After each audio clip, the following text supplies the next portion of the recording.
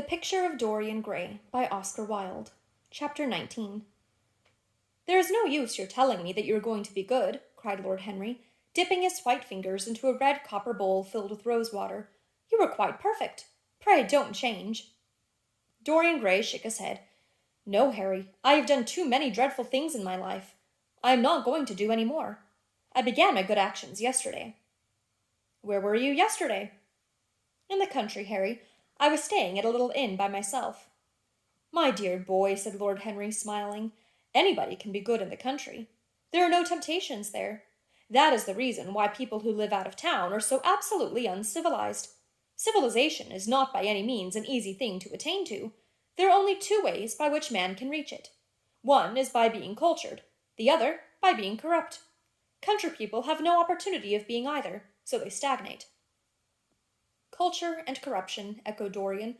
"I have known something of both. It seems terrible to me now that they should ever be found together. For I have a new ideal, Harry. I am going to alter. I think I have altered." "You have not yet told me what your good action was. Or did you say you had done more than one?" asked his companion, as he spilled into his plate a little crimson pyramid of seeded strawberries, and, through a perforated shell-shaped spoon, snowed white sugar upon them. "I can tell you, Harry. It is not a story I could tell to anyone else. I spared somebody. It sounds vain, but you understand what I mean. She was quite beautiful, and wonderfully like Sybil Vane. I think it was that which first attracted me to her. You remember Sybil, don't you? How long ago that seems! Well, Hetty was not one of our own class, of course. She was simply a girl in a village. But I really loved her. I'm quite sure that I loved her. All during this wonderful May that we have been having, I used to run down and see her 2 or 3 times a week. Yesterday she met me in a little orchard. The apple blossoms kept tumbling down on her hair, and she was laughing. We were to have gone away together this morning at dawn. Suddenly, I determined to leave her as flower-like as I had found her." "I should think the novelty of the emotion must have given you a thrill of real pleasure, Dorian," interrupted Lord Henry. "But I can finish your ideal for you. You gave her good advice and broke her heart. That was the beginning of your reformation." "Harry, you are horrible. You mustn't say these dreadful things. Hetty's heart is not broken. Of course she cried and all that, but there's no disgrace upon her.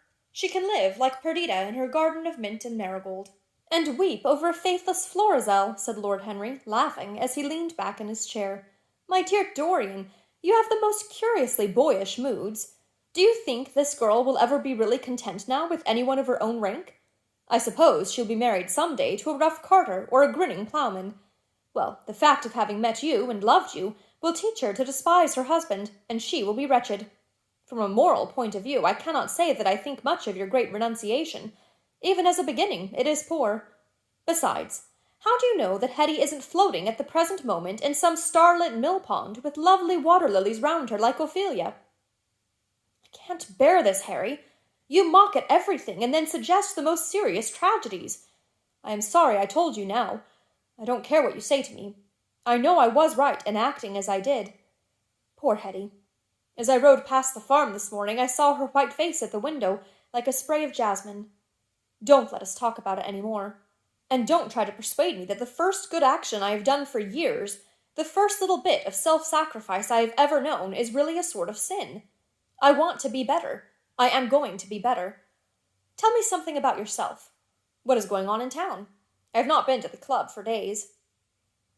"The people are still discussing poor Basil's disappearance." "I should have thought they had got tired of that by this time," said Dorian, pouring himself out some wine and frowning slightly. "My dear boy, they have only been talking about it for 6 weeks, and the British public are really not equal to the mental strain of having more than one topic every 3 months. They've been very fortunate lately, however. They have had my own divorce case and Alan Campbell's suicide. Now they have got the mysterious disappearance of an artist. Scotland Yard still insists that the man in the grey ulster who left for Paris by the midnight train on the 9th of November was poor Basil, and the French police declare that Basil never arrived in Paris at all. I suppose in about a fortnight we shall be told that he has been seen in San Francisco. It is an odd thing, but everyone who disappears is said to be seen at San Francisco. It must be a delightful city, and possess all the attractions of the next world." "What do you think has happened to Basil?" asked Dorian, holding up his burgundy against the light, and wondering how it was that he could discuss the matter so calmly. "I have not the slightest idea. If Basil chooses to hide himself, it is no business of mine. If he is dead, I don't want to think about him. Death is the only thing that ever terrifies me. I hate it." "Why?" said the young man wearily. "Because," said Lord Henry, passing beneath his nostrils the gilt trellis of an open vinaigrette box, "one can survive everything nowadays except that. Death and vulgarity are the only two facts in the 19th century that one cannot explain away. Let us have our coffee in the music-room, Dorian. You must play Chopin to me. The man with whom my wife ran away played Chopin exquisitely. Poor Victoria! I was very fond of her. The house is rather lonely without her. Of course, married life is merely a habit, a bad habit. But then one regrets the loss even of one's worst habits. Perhaps one regrets them the most. They are such an essential part of one's personality."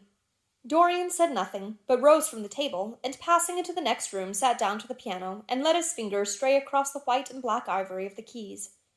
After the coffee had been brought in, he stopped, and looking over at Lord Henry, said, "Harry, did it ever occur to you that Basil was murdered?" Lord Henry yawned. "Basil was very popular, and always wore a Waterbury watch. Why should he have been murdered? He was not clever enough to have enemies. Of course, he had a wonderful genius for painting. But a man can paint like Velasquez and yet be as dull as possible. Basil was really rather dull. He only interested me once, and that was when he told me, years ago, that he had a wild adoration for you, and that you were the dominant motive of his art." "I was very fond of Basil," said Dorian, with a note of sadness in his voice. "But don't people say that he was murdered?" "Oh, some of the papers do. It does not seem to me to be at all probable. I know there are dreadful places in Paris, but Basil was not the sort of man to have gone to them. He had no curiosity. It was his chief defect." "What would you say, Harry, if I told you that I had murdered Basil?" said the younger man. He watched him intently after he had spoken. "I would say, my dear fellow, that you are posing for a character that doesn't suit you. All crime is vulgar, just as all vulgarity is crime. It is not in you, Dorian, to commit a murder. I'm sorry if I hurt your vanity by saying so, but I assure you it is true. Crime belongs exclusively to the lower orders. I don't blame them in the smallest degree. I should fancy that crime was to them what art is to us, simply a method of procuring extraordinary sensations." "A method of procuring sensations? Do you think, then, that a man who has once committed a murder could possibly do the same crime again? Don't tell me that." "Oh, anything becomes a pleasure if one does it too often," cried Lord Henry, laughing. "That is one of the most important secrets of life. I should fancy, however, that murder is always a mistake. One should never do anything that one cannot talk about after dinner. But let us pass from poor Basil. I wish I could believe that he had come to such a really romantic end as you suggest, but I can't. I dare say he fell into the Seine off an omnibus, and that the conductor hushed up the scandal. Yes, I should fancy that was his end. I see him lying now on his back under those dull green waters, with the heavy barges floating over him and long weeds catching in his hair. Do you know, I don't think he would have done much more good work. During the last 10 years his painting had gone off very much." Dorian heaved a sigh, and Lord Henry strolled across the room and began to stroke the head of a curious Java parrot, a large grey-plumaged bird with pink crest and tail that was balancing itself upon a bamboo perch. As his pointed fingers touched it, it dropped the white scurf of crinkled lids over black glass-like eyes and began to sway backwards and forwards. "Yes," he continued, turning round and taking his handkerchief out of his pocket. "His painting had quite gone off. It seemed to me to have lost something. It had lost an ideal. When you and he ceased to be great friends, he ceased to be a great artist. What was it separated you? I suppose he bored you. If so, he never forgave you. It's a habit bores have. By the way, what has become of that wonderful portrait he did of you? I don't think I have ever seen it since he finished it. Oh, I remember your telling me years ago that you had sent it down to Selby, and that it had got mislaid or stolen on the way. You never got it back? What a pity. It was really a masterpiece. I remember I wanted to buy it. I wish I had now. It belonged to Basil's best period. Since then, his work was that curious mixture of bad painting and good intentions that always entitles a man to be called a representative British artist. Did you advertise for it? You should." "I forget," said Dorian. "I suppose I did, but I never really liked it. I am sorry I sat for it. The memory of the thing is hateful to me. Why do you talk of it? It used to remind me of those curious lines in some play, Hamlet, I think. How did they run? Like the painting of a sorrow, a face without a heart. Yes, that is what it was like." Lord Henry laughed. If a man treats life artistically, his brain is his heart, he answered, sinking into an armchair. Dorian Gray shook his head and struck some soft chords on the piano. Like the painting of a sorrow, he repeated, a face without a heart. The elder man lay back and looked at him with half-closed eyes. By the way, Dorian, he said after a pause, what does it profit a man if he gain the whole world and lose, how does the quotation run, his own soul? The music jarred, and Dorian Gray started and stared at his friend.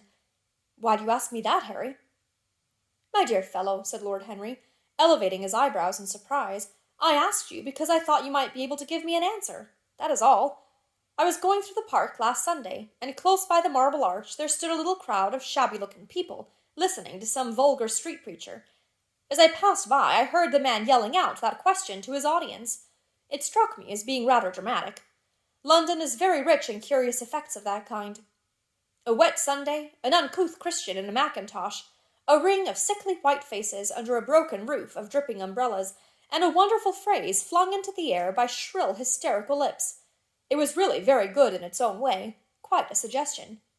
I thought of telling the prophet that art had a soul, but that man had not. I am afraid, however, he would not have understood me. Don't, Harry. The soul is a terrible reality. It can be bought, and sold, and bartered away. It can be poisoned, or made perfect. There is a soul in each one of us, I know it. Do you feel quite sure of that, Dorian? Quite sure. Ah, then it must be an illusion. The things one feels absolutely certain about are never true. That is the fatality of faith, and the lesson of romance. How grave you are! Don't be so serious.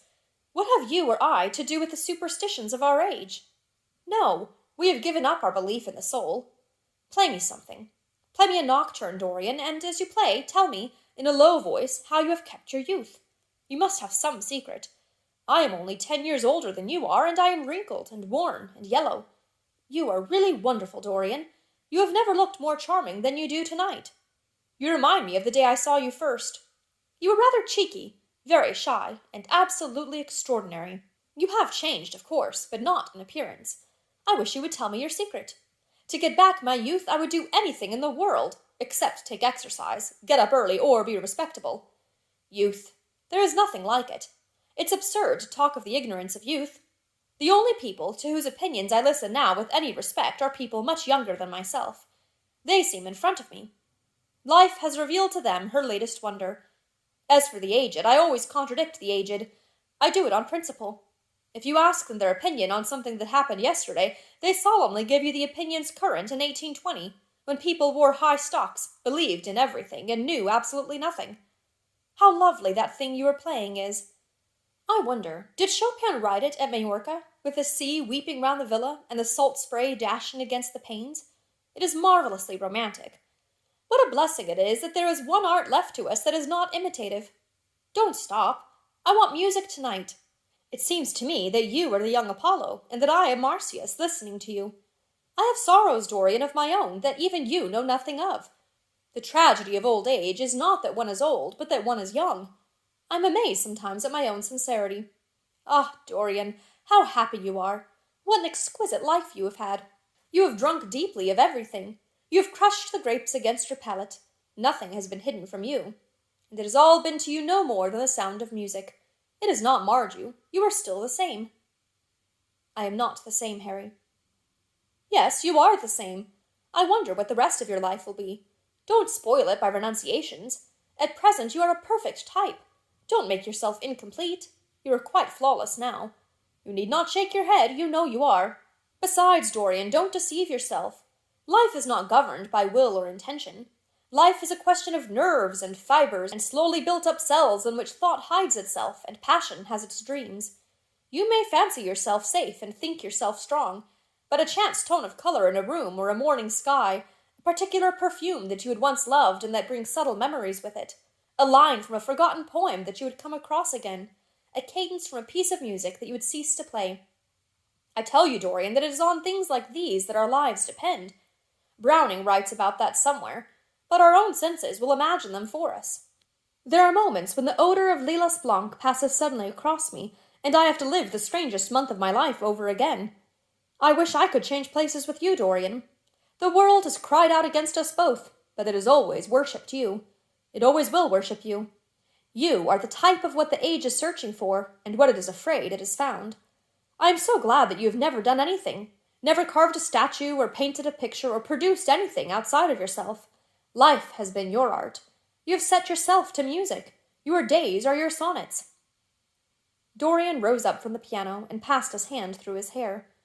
Yes, life has been exquisite, he murmured, but I am not going to have the same life, Harry, and you must not say these extravagant things to me. You don't know everything about me. I think that if you did, even you would turn from me. You laugh. Don't laugh. Why have you stopped playing, Dorian? Go back and give me the nocturne over again. Look at that great honey-colored moon that hangs in the dusky air. She is waiting for you to charm her, and if you play, she will come closer to the earth. You won't? Let us go to the club, then. It has been a charming evening, and we must end it charmingly.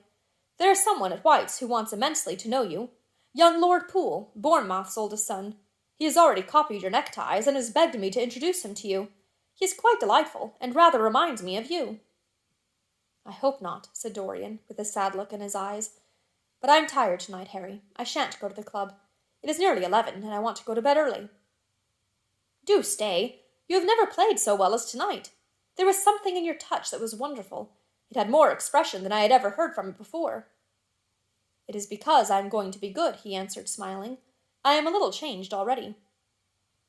You cannot change to me, Dorian, said Lord Henry. You and I will always be friends.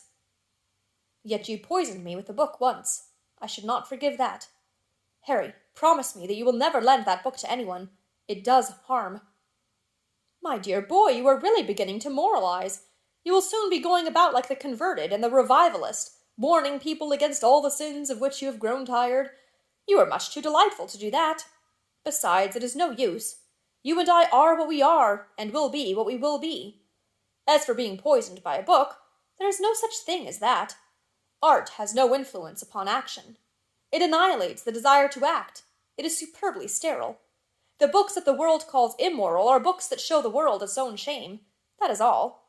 But we won't discuss literature. Come round tomorrow. I'm going to ride at 11. Come round tomorrow. I'm going to ride at 11. We might go together, and I will take you to lunch afterwards with Lady Branksome. She's a charming woman, and wants to consult you about some tapestries she is thinking of buying. Mind you come. Or shall we lunch with our little Duchess? She says she never sees you now. Perhaps you are tired of Gladys? I thought she would be. Her clever tongue gets on one's nerves. Well, in any case, be here at 11. Must I really come, Harry? Certainly. The park is quite lovely now. I don't think there have been such lilacs since the year I met you. Very well. I shall be here at 11, said Dorian. Good night, Harry. As he reached the door, he hesitated for a moment, as if he had something more to say. Then he sighed and went out.